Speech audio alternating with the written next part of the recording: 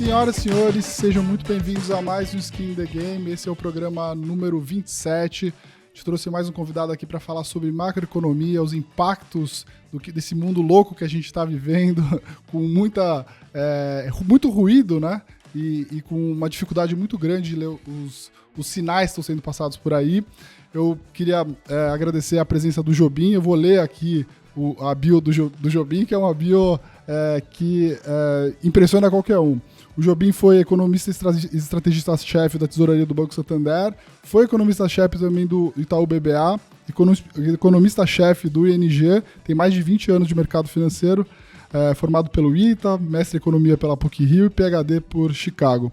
Jobim, tudo bem? Falei bem teu currículo? Pô, tá excelente, pô. Obrigado pelo convite, Renato, Luiz, Marília, é um prazer estar aqui com vocês aqui. Muito bom. Deixa eu só fazer questão de falar uma coisa, que o Márcio, meu marido, costuma falar que o Jobim é um dos melhores economistas que ele já trabalhou. Então, assim, vocês têm a honra hoje de ouvir um dos melhores economistas do Brasil. Aproveitem. E eu acho que é um dos melhores economistas também que junta bem mercado e economia, né? É verdade. Porque também não é algo tão comum assim, né? Assim, às vezes economistas entendem muito não depende, se A, B, C, W, J acontecer, então... Né? O que eu faço com essa informação? Mas o que eu faço com essa informação, né? Então, o Jobim é um dos caras que... Pô, vocês estão enchendo muito da minha bola. Merece. Vindo do Márcio aí, que é um grande gestor, é uma honra aí ouvir isso, mas enfim, estamos aqui para contribuir e falar um pouco. E o Jobim é sócio da Legacy, né? Uma gestora com mais de 28 bi sob gestão, então eles têm uma visão muito privilegiada do que está acontecendo no mundo, no Brasil.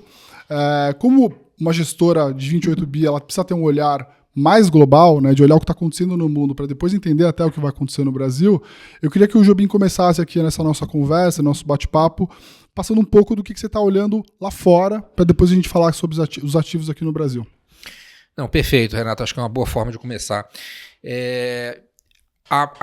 O cenário macro global, acho que ele está mudando um pouco, né? A gente, na verdade, vinha na Legacy desde meados, talvez meados do segundo semestre do ano passado, uma visão muito focada na perspectiva de recessão nos Estados Unidos, em primeiro lugar, né? E também na Europa, né, que vinha trabalhando com preços de energia muito altos, né, ia ter dificuldade em passar o inverno, né, quer dizer, tinha muito questionamento, já vinha refletindo isso na parte mais cíclica.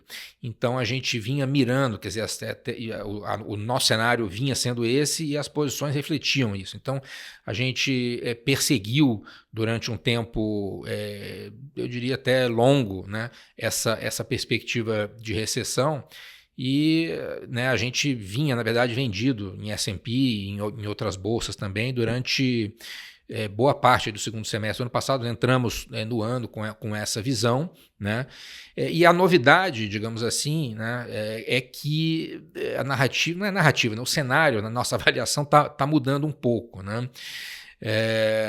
O que aconteceu nessas últimas semanas, né? Foram coisas importantes, né? A gente está descobrindo que o mercado de trabalho nos Estados Unidos está mais forte, ele não só na ponta está continuando a girar, né, com um nível de payroll na faixa de 350 mil, mas não só isso, o nível total foi reestimado em mais de 800 mil empregos aí nesses últimos anos, né? Então isso tem uma implicação que é o seguinte, quer dizer, a renda do trabalho, ela provavelmente vai ser reestimada também quando vier a revisão das contas nacionais, né?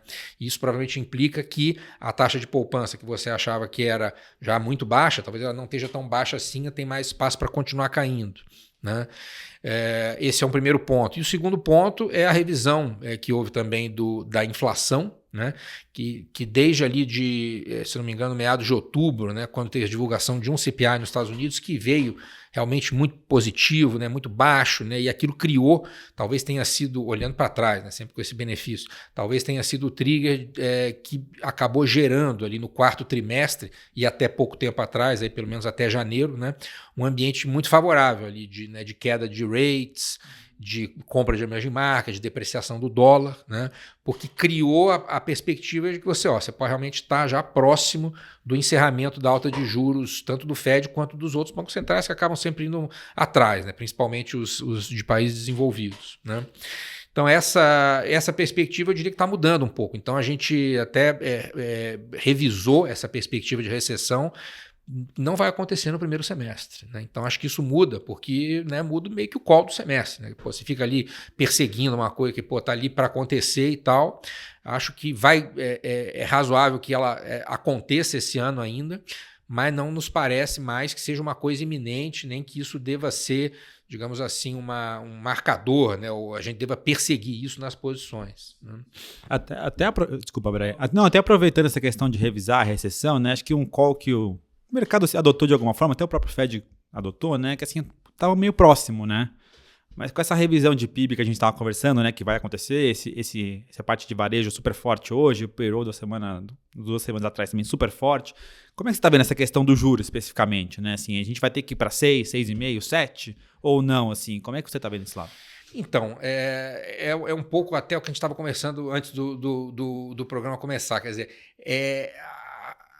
é como se o Fed, né, ele tivesse né, descoberto que ele estava se baseando aqui, tem aquele painel de instrumentos com os reloginhos e tal, e ele estava calibrando, ele viu a inflação melhorar, a atividade de forma geral melhorando, principalmente a parte cíclica, né, de estoques, de vendas no varejo, da parte de investimento, de housing, né, que são mercados que já estão desacelerando há bastante tempo. E, bom, então estamos caminhando para uma desaceleração mais substancial, a inflação está começando a ficar equacionada, então eu posso migrar aqui para o 25, foi essa decisão que ele tomou. Na verdade, ele induziu o mercado nessa direção bem antes, né?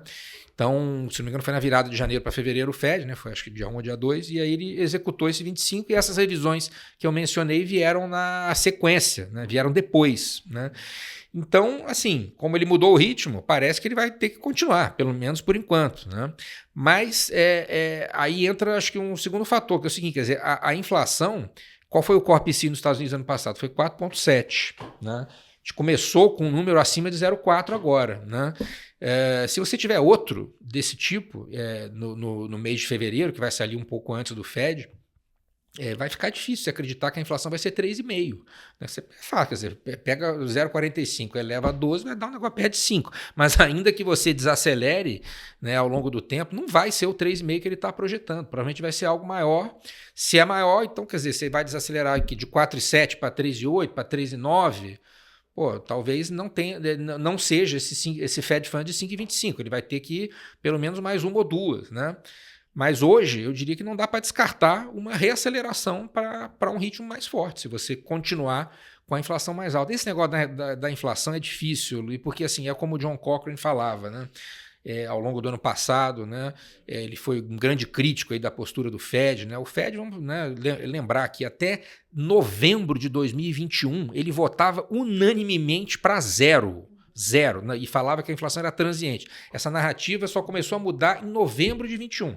Aí ele começou a subir o juro em março, que foi exatamente depois da guerra, né, começou de 25 por causa da guerra, aí foi 50, 7,5 da maneira mais, né, destrambelhada, né, com muitos erros de comunicação, e parece que ele desacelerou meio rápido demais, né? Achando que a inflação ia para 2,5 e o mercado compra essa narrativa. Cantou a vitória ali. Cantou a vitória. E o mercado gosta, né? Acredita, né? Os break-evens até pouco tempo atrás estavam ali 2,20. É uma opção de graça. Pois é, mas parece, mas lutar contra ali, quando você está nesse afã, é difícil, né? Agora já subiu um pouco, né? Mas a inflação vai ser mais alta, né? Quer dizer, você tem muita dificuldade de ver em que nível que a inflação vai se estabilizar. Hoje está parecendo que, assim, ceteris paribus, o que a gente está descobrindo? Que o nível, né, a narrativa que o Fed construiu, já está aqui num juro real, está ficando restritivo e tal, o que nós estamos descobrindo é que não está, né? Não foi suficiente. Você colocou um remédio ali, começou a baixar as doses e está descobrindo que o negócio com o motor... Você está calibrando aquele motor ali naquele banco de ensaio, o negócio está começando a acelerar de novo, né? Então essa é a situação que parece que a gente está hoje, né? Eu tenho a impressão também que o mercado tanto o mercado quanto o próprio Fed está com uma vontade muito grande de não ter hard landing, né, de não ter uma queda na atividade muito grande.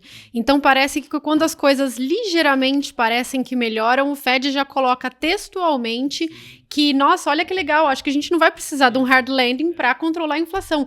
Eu não me lembro de ter isso em ata, geralmente, né? Eu não me lembro disso ser uma coisa que o Fed se preocupa. Teoricamente, ele devia ele deveria olhar bastante para a inflação no momento de inflação complicada.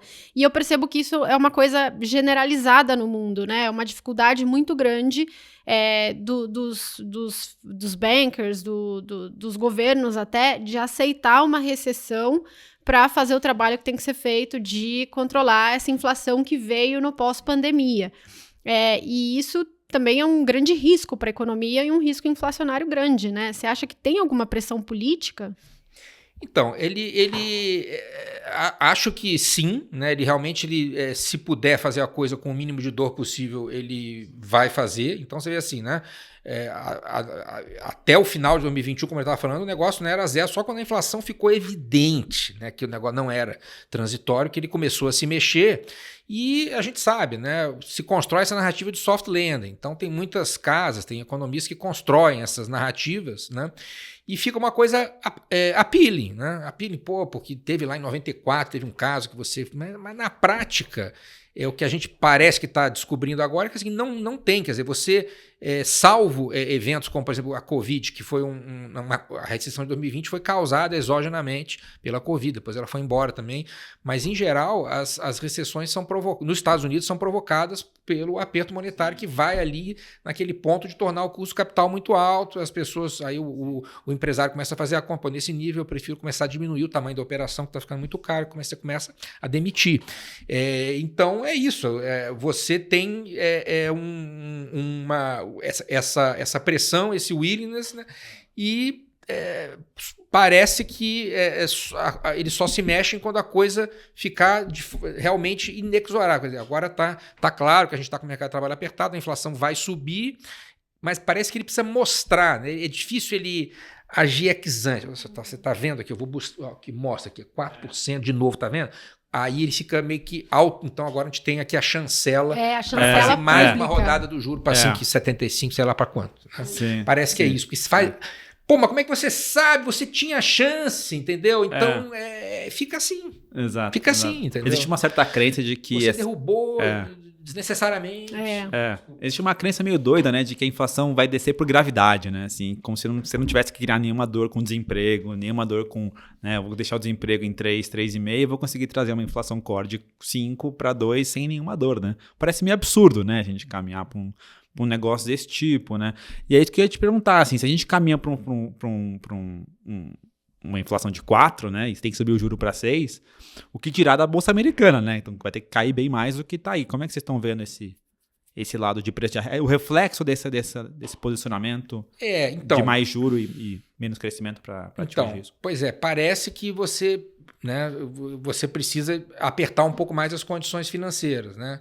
Por outro lado, historicamente, o que a gente aprende se olhar os ciclos ali? A Bolsa, ela, em geral, ela sobe até as vésperas da recessão, né? Então, realmente, os Estados Unidos, os ativos eles se comportam dessa forma, né? Então, e a gente estava já perseguindo, né, essa venda de Bolsa, né, por achar que a recessão estava mais próxima, né? Então, agora... ela, né, fica para um pouco depois. Então, o que parece que a gente vai ter agora é um aperto de condições financeiras, né? Você nunca sabe qual vai ser o veículo, se vai ser você nunca sabe exatamente, né? Se vai ser um pouco mais de juro real, se vai ser a bolsa eventualmente caindo, se vai ser o dólar se fortalecendo, se vai ser um mix disso tudo, né? Mas me parece que agora você precisa primeiro viver um período um pouco de aperto de juro, né? Claro, quando isso aí, né, eu diria o seguinte, quer dizer, se ele eventualmente for para 50 pontos, né, que ainda é um cenário improvável, né, aí acho que a Bolsa sentiria, mas se, cara, vamos nessa dose aqui mesmo, de 25, aí a coisa pode ficar relativamente benigna, né? Então parece ser o ambiente aí das próximas semanas / meses aí, parece, né? Parece. Eu gosto de uma coisa que o Guerra fala bastante, né, que das posições da Legacy, né, que vocês têm que olhar basicamente 3 coisas, né, o fundamento, né, o preço e o técnico, né? Então, para explicando o pessoal de casa, tem fundamento essa minha posição, né, mas ela está muito cara, então eu não quero comprar. tem fundamento, mas está barata, e o técnico está bom, o técnico geralmente é como que o mercado está olhando isso. Então, se tem muita gente... o mercado está muito comprado, se o mercado já está vendido. Isso. Então, assim, se você tem fundamento, se você tem um preço muito barato e a bolsa, os ativos estão muito leves, ou a maior parte do mercado está na ponta comprada, e você está querendo vender, por exemplo, esse é um bom momento de você estar numa posição, né? Como é que você está olhando esses 3 pontos para juro americano e para a bolsa lá? Como é que está o técnico, o fundamento, né, e o preço para juros e bolsa americana? Então, a bolsa, né, começando pela bolsa, a bolsa ela está relativamente cara, né, porque assim, o equity risk premium está baixo, ele está na faixa ali de 4%, né, talvez um pouco menos até agora. Enfim, ele está refletindo aos poucos aí uma perspectiva de queda de earnings. Acho que no técnico não tem assim, uma contaminação nem para um lado nem para o outro. Agora, o fundamento é o seguinte, quer dizer, o mercado não está em recessão ainda. Os Estados Unidos cresceu nos últimos 2 trimestres a 2,5%. Esse trimestre vai crescer a 2%, provavelmente, depois desse retail sales de hoje. Então, assim, a economia está forte ainda, incrivelmente. É um gigante ali que aparentemente precisa de mais juro para ser abatido, né? Então, essa posição de venda de bolsa é muito painful. É dolorida. É muito painful. Então, é sofrida. Então, realmente ela tem um sharp ruim, porque você precisa acertar meio que a hora, tem ali golfadas, né? Então, ela tem assim, mas ela tem alguns dos elementos aí que você mencionou, que o Guerra sempre menciona também, estão lá, né? Ela está cara, né? Do técnico, acho que ela pode ir para um lado ou para o outro. E a gente sabe que está nos late stages, né? Melhor, então, uma posição via juro aí? Então, o juro, ele, quer dizer, teve uma reprecificação boa, né? Não precifica ainda nada parecido com reaceleração de juro, né? Tem ali um pouco mais de 2 altas de 25, né? Parece que o ambiente favorece a você ser um pouco mais tomador de juro, né? Talvez dos curtos, de médio prazo, né? Parece que seria mais por aí, à medida em que a bolsa não sinta, se você, né, não precisar ir para 50 pontos de novo, né? E assim, aí tem que falar um pouco também, né, do restante, quer dizer, a Europa está bem melhor, né, por vários motivos. Baixou o preço de energia, ela tem uma interação grande com a China, então a economia da China estando melhor, ela fica melhor também, né? A China está com esse estímulo aí, não é nada gigantesco, mas pode garantir um PIB aí de 5,5%, né? Então é um ambiente, de certa forma, favorável para ativos de risco. Tá um pouco difícil saber para onde vai o dólar, né, como um todo, né? Pode ter qualquer uma das duas direções. Mas me parece assim que a posição mais atrativa dessas 3 seria tomadora de juros, mas é difícil você montar isso, também não está assim uma moleza, não.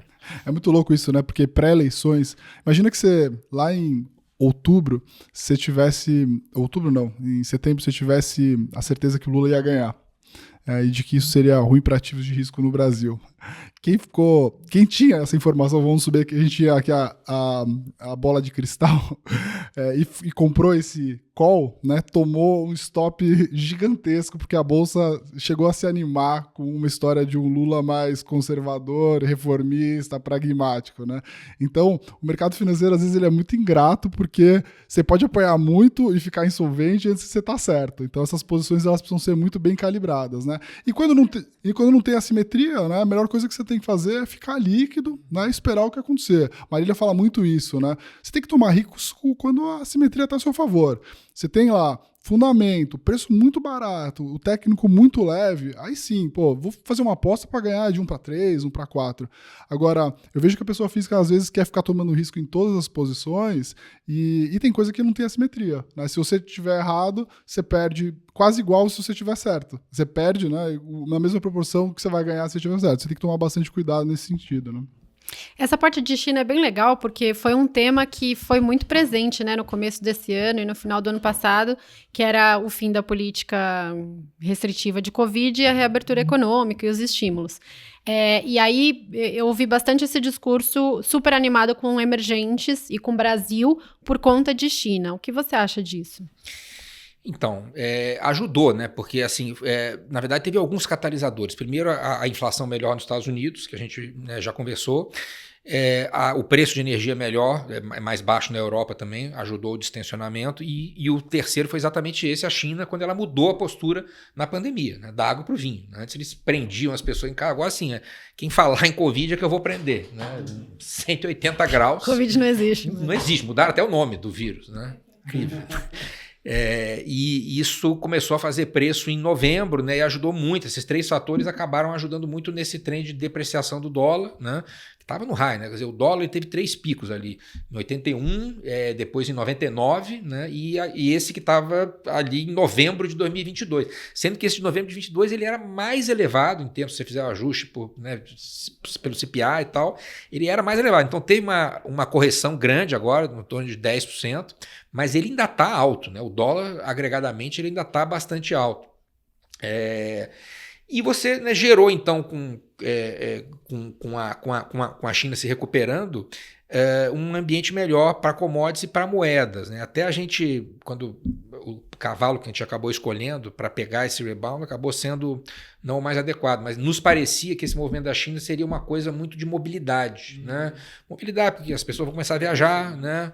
Exatamente, tanto de avião quanto dentro da China, por meio terrestre. Então, a gente até montou uma posição grande de petróleo, que teve resultados mixed ali. No final do ano ela foi bem, agora está mais difícil, né? Mas acabou sendo um rebound para outras commodities, principalmente o minério, né, e cobre, que foram os que mais subiram, na expectativa de haver um pouco mais de estímulo ao setor de housing, né? Está havendo, né, mas de uma maneira tópica. Né? Uma província ali faz um pouquinho, você relaxa ali uma regra ou outra, né, um item específico, mas isso já foi suficiente para gerar essa melhora aí de preço de commodities. Esse ambiente, então, ele já foi gerado. Eu acho que tem uma incerteza maior agora de como vai ser isso para frente. Assim, como eu comentei, tem esse cenário que, se o Fed realmente tiver que reacelerar, né, se tiver numa situação de inflação acima de 4 esse ano, se ele tiver que ir para 50 bases e eventualmente já aproximar de 6 o juro, né, aí é um ambiente que pode reverter essa situação benigna para moedas de emergente, para ativos aí de uma maneira geral. Né. Mas não está claro que o ambiente seja esse. Né. Acho que o ambiente é um ambiente que é favorável, de forma geral, ao risco, né? A bolsas, as moedas, acho que vai ter... aí tem que ver como é que vai estar cada uma delas no ciclo de juros, né? Tem bancos centrais que já vão estar mais perto de cortar, outros que ainda vão continuar junto com o Fed, então vai ter um pouco mais de diferenciação aí, talvez. Sim. Né? Nessa questão de China, vocês estão operando mais via moeda do que petróleo, né? Porque o case, tanto que a gente viu com vários gestores, né, que seria um open via serviços, né? Que é o open de reabertura que a gente viu no Brasil, nos Estados Unidos, na Europa, né? Que é um open via serviços e que isso levaria a um aumento do petróleo. Vocês tinham, aparentemente, essa posição. Como é que vocês estão operando essa questão de China hoje? Então, a gente tem ainda a posição de petróleo, mas menor, né? Temos um pouco de moeda também, do CNY, mas não é nada muito relevante. Por enquanto é isso, quer dizer, a gente não tem, como eu falei, assim, acho que para você também fazer uma cesta de moedas, para você tentar, digamos assim, cantar para onde vai o valor do dólar, pensando assim, DXY, ou uma coisa mais agregada, eu acho que está difícil. Então a gente tem feito aí, por exemplo, uma coisa que a gente tem feito é, por exemplo, o real contra o peso mexicano. Pode até falar disso.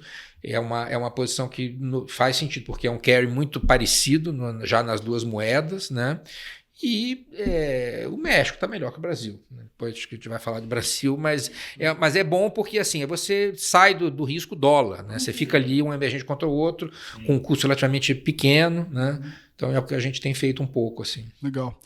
Para a gente encerrar essa parte, esse primeiro bloco aqui para falar sobre cenário global, tem alguma coisa, além de inflação nos Estados Unidos, reatividade de China, alguma coisa que está aí na tua lista de checklist que você está monitorando, que você acha que pode ser um risco que o mercado ainda não está olhando, ou a gente tem que se ater principalmente a esses dados? Fed, inflação, reabertura na China?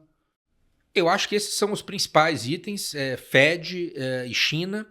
E tem a questão da guerra, né? A questão da guerra, assim, ela é bem difícil saber o que vai acontecer exatamente, mas as indicações são de que vai acontecer alguma coisa. Pode ser que não aconteça nada, assim, de relevante para mercados, mas a gente está vivendo um momento de intensificação das ações militares aí, tanto do lado da Ucrânia quanto do lado da Rússia.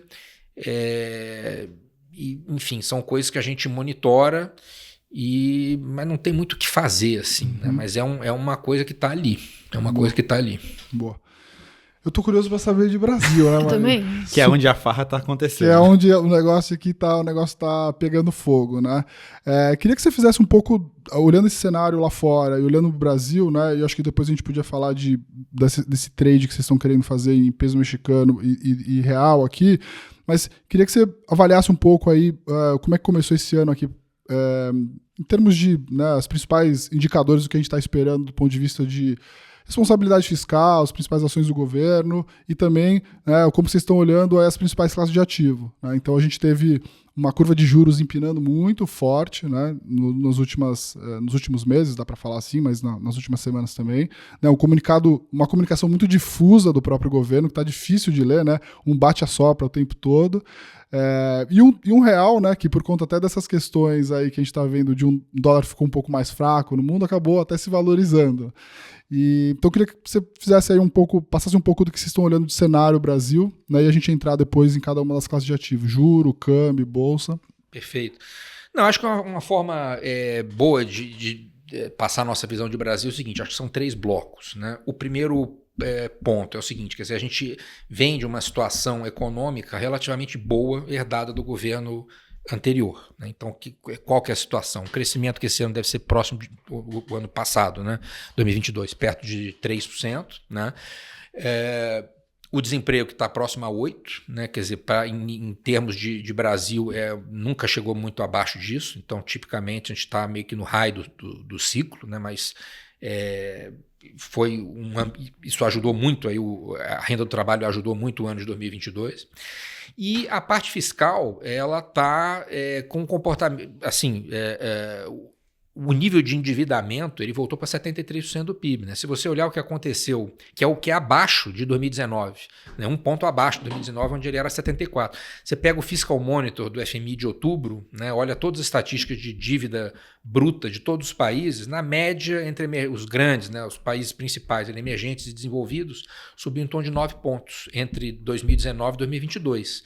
E aqui a gente caiu, né? Quer dizer, inflação teve em todos os lugares, então aqui teve um manejo fiscal, teve um ajuste fiscal, na verdade, do lado da despesa, né? A gente sabe que foi muito em cima de salários de funcionários, mas também teve uma melhora da eficiência da Previdência, né? Tinha muita fraude, que isso foi eliminado ao longo desses últimos anos. Então, uma gestão fiscal que contribuiu para deixar a foto, digamos, em 31 de dezembro, boa, né? Então, esse é um primeiro ponto. O segundo ponto é o seguinte, quer dizer, a economia parece estar pronta, né, para entrar numa desaceleração cíclica, que pode se transformar numa recessão, né?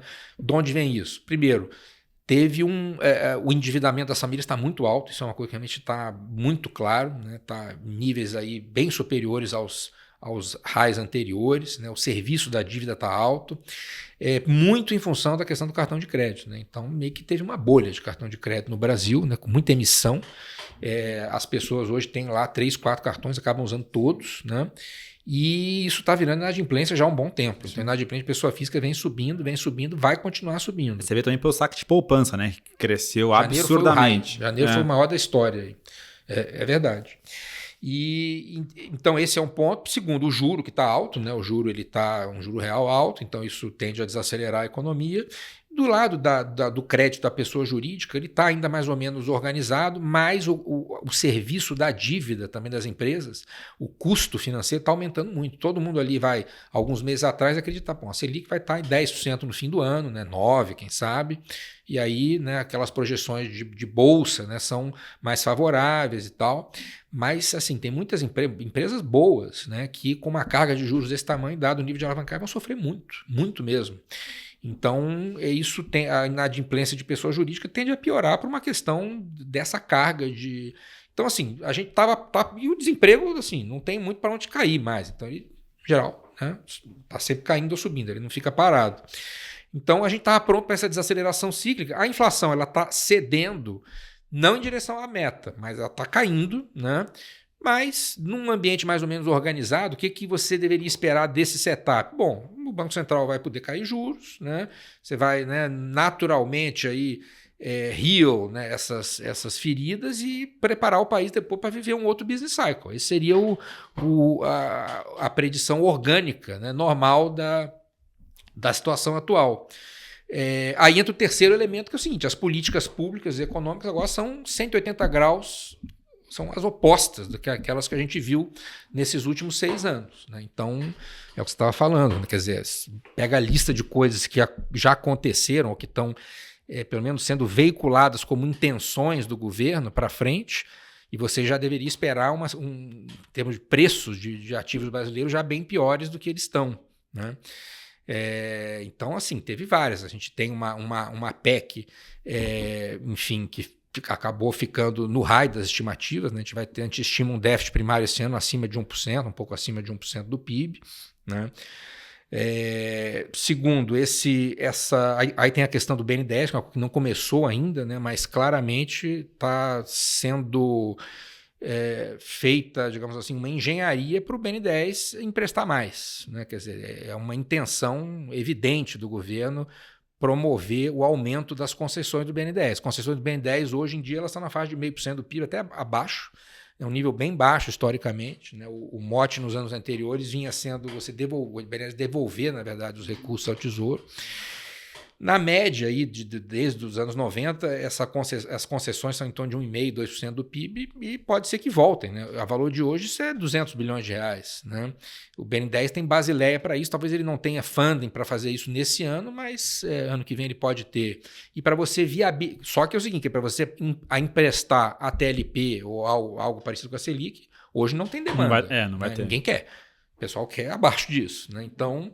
Mas para você corrigir isso é uma legislação ordinária. Né? Então, assim, com uma canetada, com uma medida provisória, você pode reinstituir um regime de empréstimo que vai gerar uma taxa de juros média da economia mais baixa. Né? Aquelas contas que a gente fazia quando o BNDES operava e aí fazia com que o juro efetivo da economia fosse muito maior, porque a Selic ela controlava um pedaço pequeno, decrescente, e a TJLP né, um pedaço crescente. Então a Selic tinha que ser muito maior para compensar aquele negócio. O famoso problema da meia entrada, né? Porque... Exatamente, vamos aumentar a meia entrada. Lá atrás, o Banco Central tinha uma dificuldade muito grande, né, de operar toda a política, porque ele aumentava juro, mas você tinha, por outro lado, um Banco Central que emprestava um juro subsidiado. Então, né, o impacto do Banco Central em controlar a inflação, etc., era muito menor. Né? O que foi até um pouco do ganho, né, que a gente teve nesses últimos anos no BNDES participando cada vez menos, né, da oferta de crédito total e o instrumento, né, de política monetária ser mais efetivo. Então, a gente está até falando muito nessa discussão de que juro deveria cair, né? O governo quer muito essa agenda do juro cair. Está até sendo discutido, eu queria até saber sua opinião a respeito disso, né, sobre meta de inflação, mas a verdade é que se o BNDES fizer o mesmo papel que ele fez lá atrás, de subsidiar o crédito, a efetividade da Selic em trazer uma recessão e controlar a inflação vai ser menor. Então pode ser que a gente tenha juro alto por mais tempo se o governo liberar a torneira de torta direito. Né? Como é que é a tua visão em relação a isso? Não, então, esse terceiro elemento aí da meta de inflação é a chave, é um embate aí que está acontecendo há muitas semanas. A meta de inflação já mudou, né? Tá evidente, assim, as expectativas elas estão subindo, ela talvez não mude formalmente agora nessa reunião do CMN, mas é uma questão de tempo, talvez de pouco tempo, talvez um pouco mais de tempo, mas isso vai acabar acontecendo e tem opiniões divergentes, tem muitas opiniões no mercado sobre isso. Né? Eu tenho a opinião que é muito contraproducente você fazer isso, né? Porque a expectativa de inflação já subiu, vai continuar subindo. Claramente esse processo de aumento de expectativas acelerou-se, né, quando essa discussão se intensificou há algumas semanas atrás. E esse embate vai continuar, quer dizer, está muito claro. Na verdade, o governo, o objetivo não é nem subir a meta, o objetivo é caiu os juros, né? Então, assim, a meta é percebida como um instrumento que, né, na cabeça de alguns membros do governo, pode levar o Banco Central a cair o juro. Mas se o Banco Central fala, vamos fazer o contrário, vamos baixar a meta, porque aí vai ser tão bom que aí eu vou... Então, beleza, então cai a meta. Porque... só brincando aqui, mas é como se fosse isso. O governo quer que os juros caiam, independentemente de qualquer coisa. Devia ser bom a gente tentar pegar o governo nessa narrativa, né? A gente fala assim, não, na verdade, a gente tem que baixar a meta para poder cair o juro. Aí o governo fala assim, então baixa a meta. Vamos baixar a meta. Eu só quero que o juro caia, né? E até o Roberto Campos falou uma coisa legal, que eu acho que foi boa até a entrevista que ele deu lá no Roda Vida, acho que ele foi super bem, mas ele falou assim, bom, o banqueiro central ele não gosta de juro alto. Né? O pessoal acha que a gente gosta de juro alto, juro baixo, né? Só que a gente precisa, obviamente, ter um cuidado muito grande com a inflação, que tem um problema no Brasil que não é de hoje, é de muito tempo, né? Então, os exemplos aí, até o Jobim pode ajudar a gente a colaborar, mas assim, países como Argentina e Turquia, onde a gente teve essa canetada, né, do governo mudar a meta, desancorar as expectativas, o efeito disso foi assim, uma desvalorização do câmbio abissal, uma taxa de juros muito mais alta e uma inflação muito mais alta. Sim. Né? Na verdade, em termos de mudança de meta, o único caso que eu conheço é o da Argentina, né, que mudou a meta e o desastre foi o trigger para o desastre. Se não me engano, foi em 2017, 16 ou 17. Foi 17, né? Então a gente não tem um caso assim bem sucedido de aumento de meta em país, até o Brasil no comecinho do regime, mas ali você pode dizer que no começo do regime ela foi mal calibrada, depois ela foi ajustada, então nem vou considerar isso daí. Mas porque assim, as pessoas vão, agora é 4,5 ou é 4, vai parar aí, porque assim, vamos supor que isso, eu até nem acho que isso geraria no atual framework de política monetária. Eu acho que não existe espaço para cair juros, né? Do jeito que o Banco Central pensa hoje, né? Que enfim, olhando expectativas de inflação, com aqueles modelos calibrados do jeito que estão hoje, olhando o hiato, olhando o câmbio, olhando para isso hoje, você não tem como justificar uma queda de juros. Mas assim, então... Mudou a meta, aí as expectativas elas vão ficar talvez pouco acima dessa meta, ou você vai talvez até alimentar a possibilidade de que isso mude de novo no próximo ano, caso o Banco Central não implemente essa queda de juros. Então, assim, você pode impor uma desorganização à economia que é muito contraproducente, assim. Na verdade, parece muito contraproducente isso. Meio maluco, né? Assim, porque você vai reduzir a meta, ou aumentar a meta nesse caso, eu falo, mas tudo bem, agora é 4. Mas o que não garante que no ano que vem não vai ser 4,5? Aí a meta vai ficar, a expectativa de inflação vai ficar a meta mais um prêmio, né? Que vai estar sempre lá. Prêmio. E que vai dificultar justamente o trabalho do Banco Central de cair o juro, que deveria ser o principal objetivo do governo de aumentar a meta, né? Mas eu queria te perguntar uma coisa, Jobim, que é um negócio que hoje me preocupa absurdamente nessa discussão. Não é nem a questão da meta, mas assim, é a questão de perda de ancoragem monetária. Que não, assim, a percepção que eu tenho é que a gente não tem âncora fiscal, né? Até hoje não tem. E assim, a gente tem algum goleiro no Banco Central, vamos dizer assim, né? Existe alguém ali que, querendo ou não, está garantindo que, sei lá, o câmbio seja como o juro longo esteja mais ou menos como está, né? Como é que você vê essa possibilidade de a gente perder âncora monetária? Assim, qual a probabilidade que você atribui a isso? Isso é um medo real, não é? Olha, eu acho que assim, é um medo real porque a gente sabe que o atual comando do Banco Central ele fica no máximo até dezembro do ano que vem. Então, assim, a gente tem um time decay. Sim. Né? Então, assim, isso já está dado que o governo está mostrando que ele gostaria de novo regime monetário e o fato de que esse Banco Central tem uma data limite que é dezembro de 2024, então... A gente está ainda aí 1 ano e quase 2 anos, mas um tempo que que vai acabar. Né? E quanto mais você se aproxima dessa data máxima, a ancoragem monetária, ela potencialmente, se continuar essa confusão do jeito que está, sendo tudo feito dessa forma, ela tende a piorar. Né? Então, é isso, quer dizer, a gente está com uma perspectiva crescente de mudar o jeito de fazer política monetária, né, na pior das hipóteses, no final do ano que vem. Né? Mas existe uma pressão grande em curso aí por parte do governo e tem parte do mercado que acha bom também você subir a meta. Né? Hoje a gente teve gestores respeitáveis aí fazendo esse argumento. Né? Eu discordo, acho que não é o jeito de fazer, né? Quer dizer, você simplesmente subir a meta enfim, e argumentar que isso possa gerar espaço para queda de juros per se, né? E que isso é meio que um free lunch, acho que não vai ser bem assim. Acho que a gente vai pagar um custo que talvez não seja imediato, né? Mas a gente, se for feito dessa forma, né? E se os juros caírem sem haver espaço no framework atual, porque pode ser que eles caiam por algum motivo ou outro, sem haver espaço, digamos assim, no framework atual, vai gerar mais inflação, né? Essa conta ela não aparece imediatamente, né?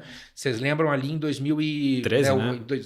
Durante, né, o Banco Central ali do primeiro governo Dilma, você teve uma perda de âncora que ela inicialmente não parecia tão grave, né? Ali 2011, 12, a gente foi migrando paulatinamente para um regime em que a meta percebida era o teto da meta, né? A inflação no final ali 2013, 2014, ela já estava girando, se não me engano era 6,5, que né? Era já... Era 2, né? Exatamente. Então era 2, então ela ficou girando ali, só que o câmbio na época era 2, ainda estava num ambiente benigno. Mas também teve segurar os preços do combustível, né? E da eletricidade. Por isso que ficou lá batendo no limite. O preço livres era maior que isso, né? Então ficou aquele dique, né? E aí, só que o câmbio era 2. Aí o que aconteceu? Aí, quando teve a piora de preço de commodities, que veio com aquilo que a gente chama de earnings recession, né? Que foi uma quase recessão no Estado, não chegou a ser recessão, mas foi uma desaceleração grande que ali o dólar começou a subir, né? Então ali o dólar começou a subir de verdade e o câmbio rapidamente foi de 2 para 4.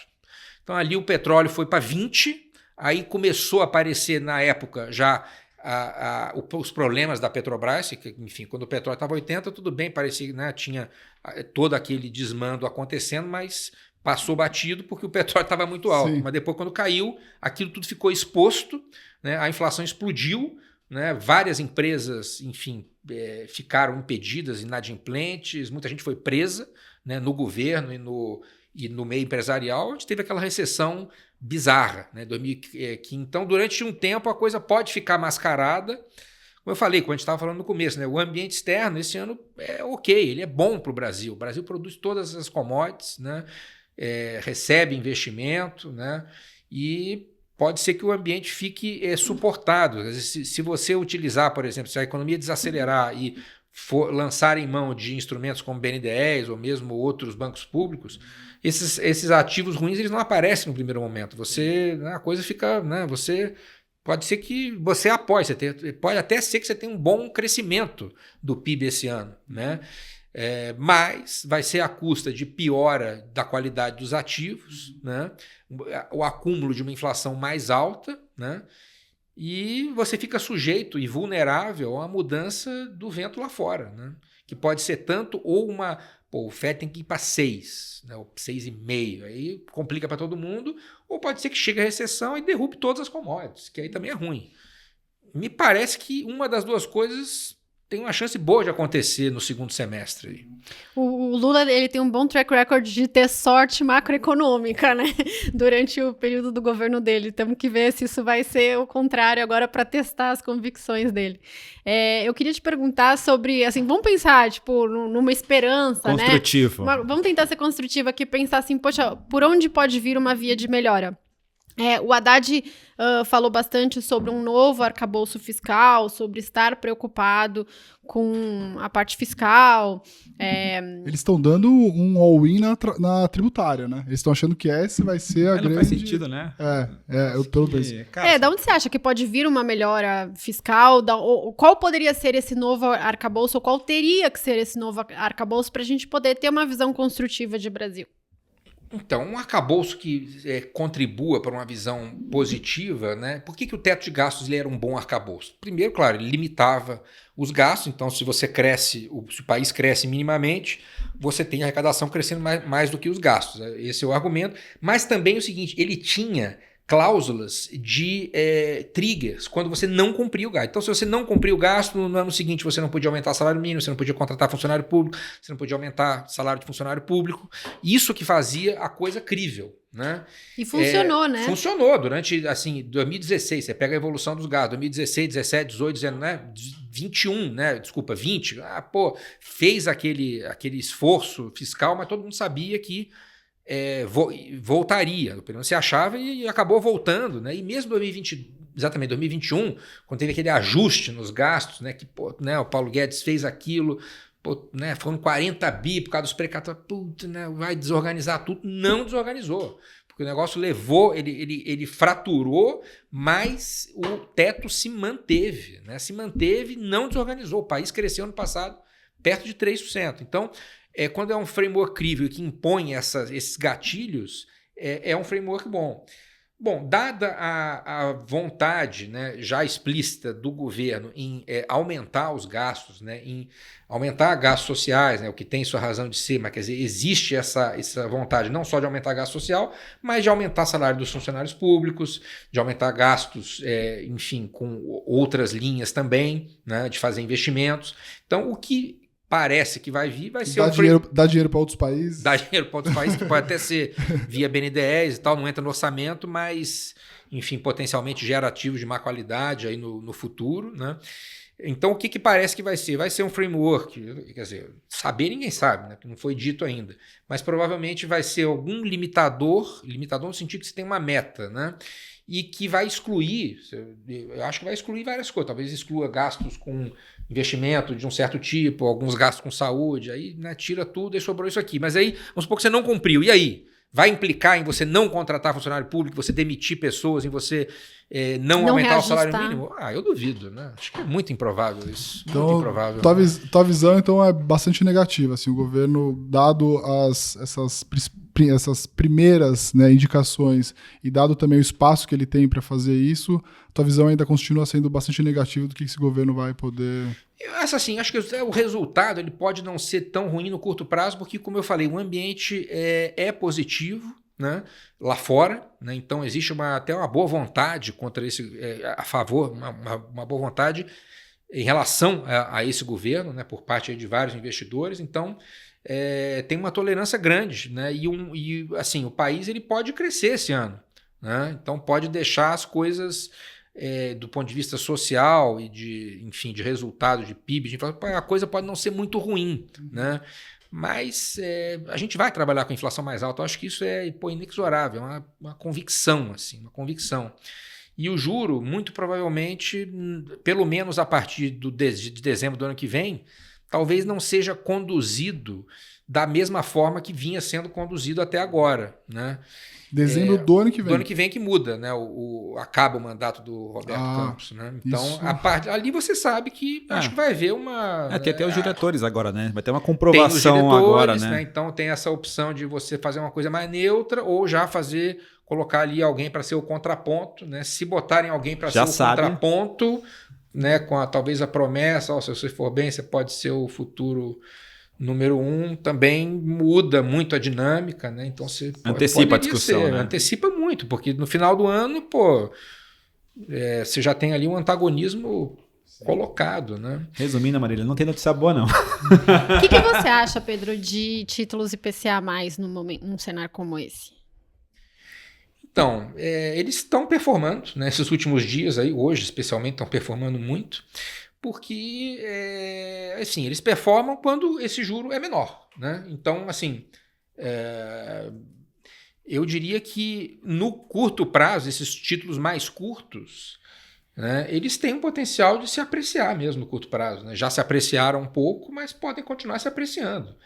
Né? Principalmente porque é um cenário de você trabalhar tiver... com uma inflação um pouco mais alta, uma Selic que eles não querem subir muito, né? Que é um pouco do que foi a Dilma em 2013, se não me engano, o juro real foi para o menor patamar histórico da série, exatamente por conta de Selic baixa. Chegou a 2, se não me engano. Exatamente. 2,5, acho. Recorde ali, exatamente. E tal, ali foi um grande short, né? Mas ela andou de 4 para 2, né?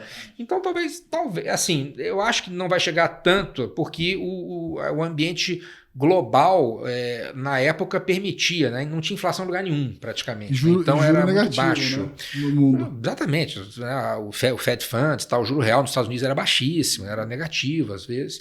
Então aqui, nos Estados Unidos negativo, aqui chegou a 2. Então agora lá está numa situação que vai dificultar um pouco isso, né? Mas assim, você pode praticar juros reais baixos durante um tempo, né, o que vai implicar que os juros lá na frente sejam maiores, né? Então você vai trabalhar com uma curva muito mais inclinada e parece que é uma direção inequívoca. Não vou dizer inequívoca, né?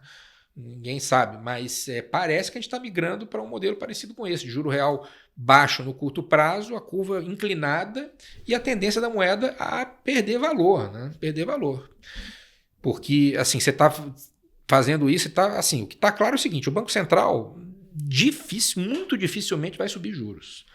Mesmo esse aí, né? Isso é uma coisa que acho que está muito clara. Tem que acontecer uma catástrofe, o câmbio tem que ir para 7, né? Ele não vai subir os juros. Então, você está limitado. E o Fed vai continuar subindo. O Banco do México vai continuar subindo. Né? Outros países estão subindo. Então, aqui, né, tudo bem, tem um carrego bom e tal. Mas na margem você vai começar a perder essa atratividade, né? Então parece que você está indo para esse ambiente aí de juros, é como se fosse uma repressão financeira, né? Uma coisa que inclusive pode mudar um pouco até a história da Bolsa, né?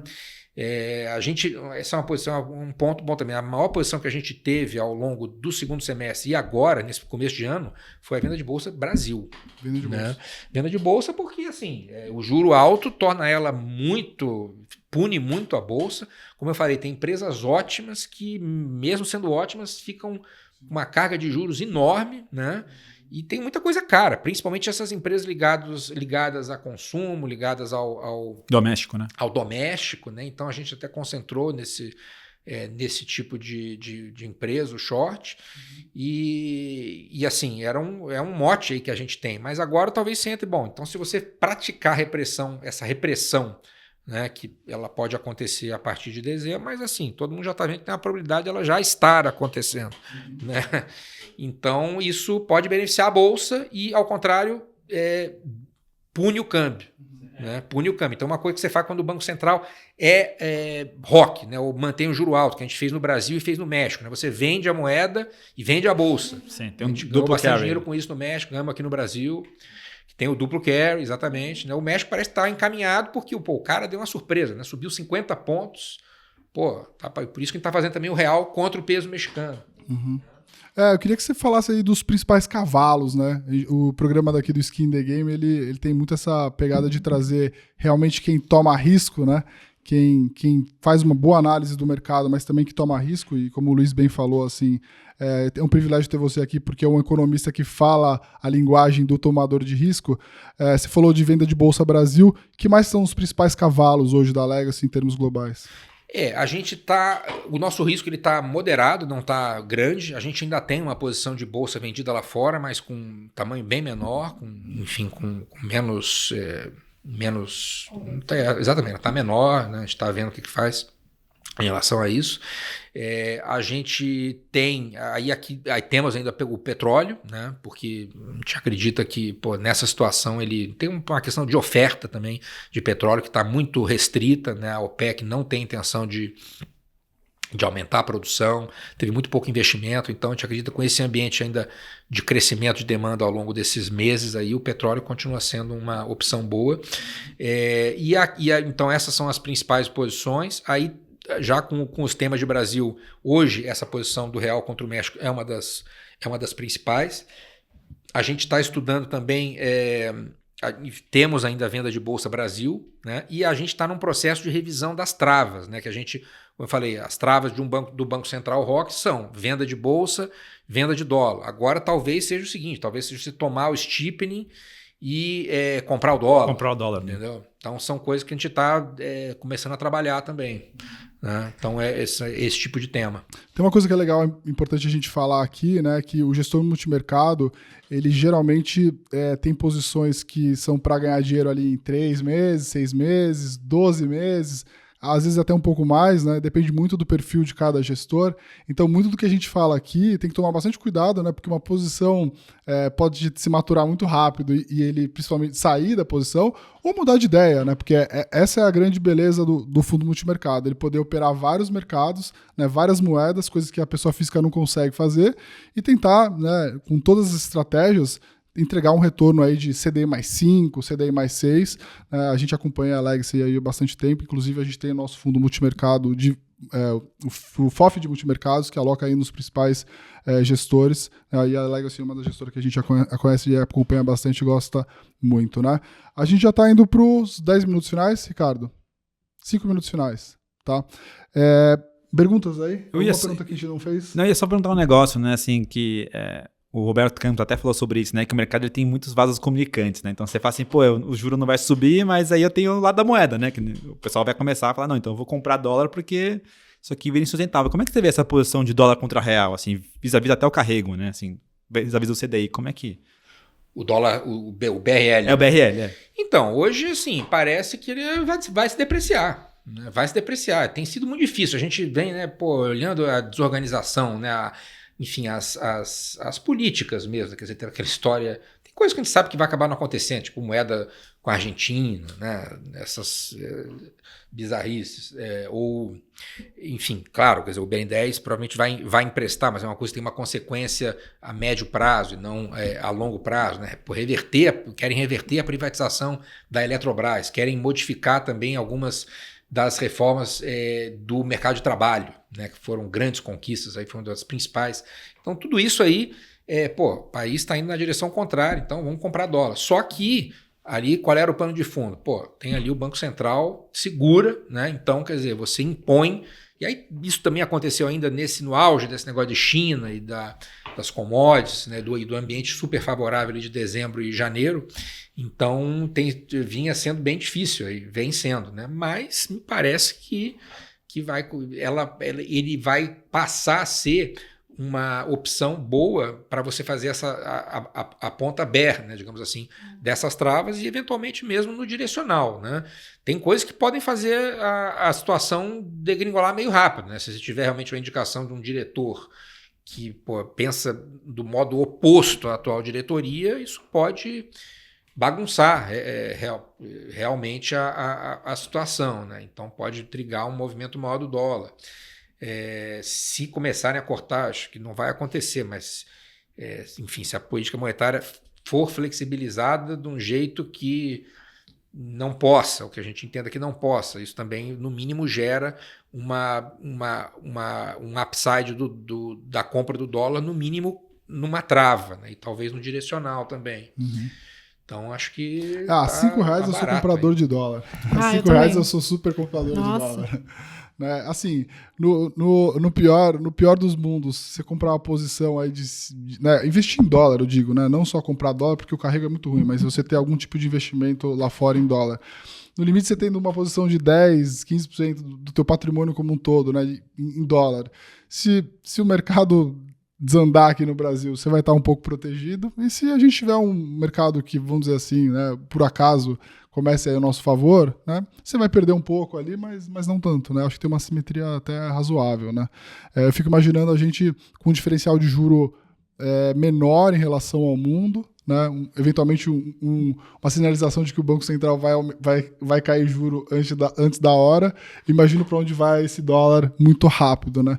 Pode ir para 6, assim, muito rápido. Ricardo, batemos os 5 minutos. Jobim, queria que você encerrasse aqui o programa contando um pouco da Legacy, né? As estratégias da casa, como que as pessoas podem investir, o que vocês perseguem lá. E a gente finaliza aqui o nosso... Passa muito rápido, eu fico olhando aqui, né? Passa quase muito uma hora aí já. Não, perfeito. A Legacy é uma gestora independente, né, que está no mercado. A gente começou as atividades perto de 5 anos atrás. A gente fundou a empresa em abril de 2018 e o fundo começou a operar em julho de 2018. Então vai fazer 5 anos agora de cota, né, no meio do ano. É um fundo multimercado. A gente, um pouco da filosofia de investimento do jeito, né, que a gente faz. A gente tem Eu costumo dizer que tem vários jeitos de você fazer um fundo multimercado. A gente, no caso, né, eu, o Gustavo Pessoa e o Guerra, que viemos, né, do Santander, e depois o Duda que se juntou, né, e várias outras pessoas, né, que hoje estão na Legacy, incorporaram a cultura.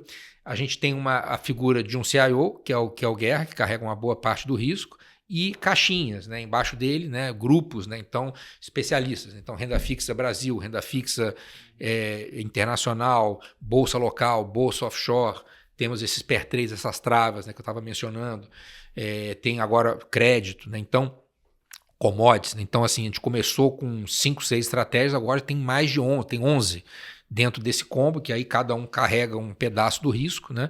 E o nosso papel na área econômica é prover, né, aos gestores um cenário global e Brasil que seja operacionalizável, né, com calls ali, sempre um pouco dessa iteração da área do cenário com os preços de ativos, né?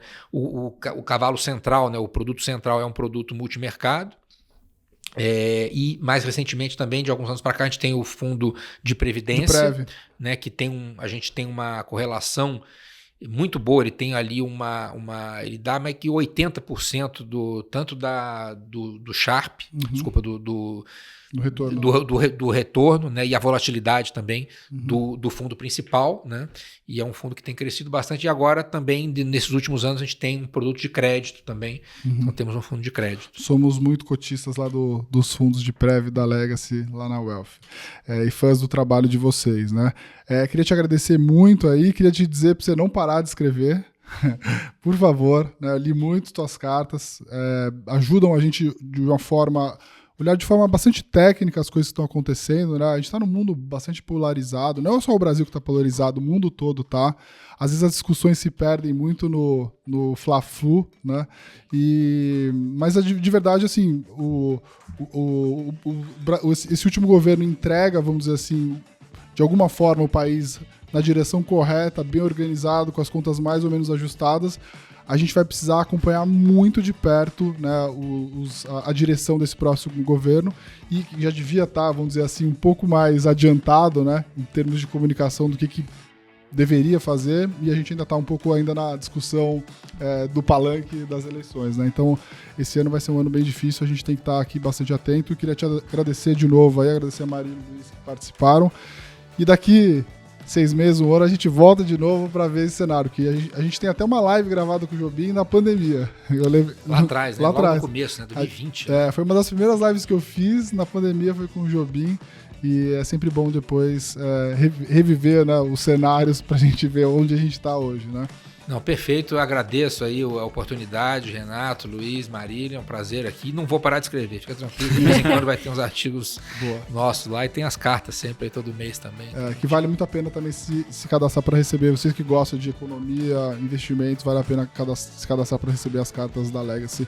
Eu leio praticamente todo, tá lá no meu top 10 de cartas para ler todos os meses, né, Luiz? Verdade, Luiz também. Muito boas. Valeu, pessoal, muito obrigado. A gente volta daqui 15 dias. A gente também tá no Spotify, então você pode ouvir isso também, que a gente falou. E é isso aí. Deixa aqui nos comentários o que vocês gostariam de ver nos próximos programas. A gente tá sempre trazendo as pessoas que pra gente, né? Talvez as pessoas não tenham ideia, mas são as pessoas que a gente admira aqui no mercado, então a gente tem o privilégio de estar aqui junto. Valeu, um abraço e até a próxima.